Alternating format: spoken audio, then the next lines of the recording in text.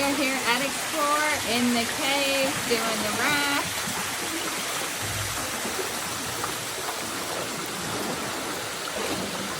I'm being a little bit of a passenger princess, making my daughter experience. Oh, we're stuck.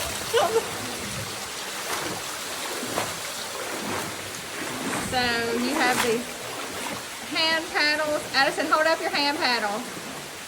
So we have these hand paddles that we're steering our raft with going through the cave. One person raft or two person raft. She wanted to go by herself because she knows her mom likes to be a passenger princess. But I just wanted to show you guys a little bit of it before I put my phone up and my hand paddles back up. So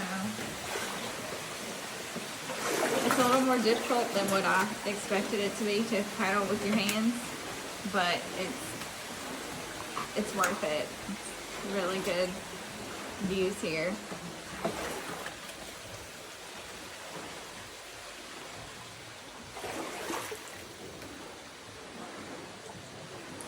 Alright guys, bye for now.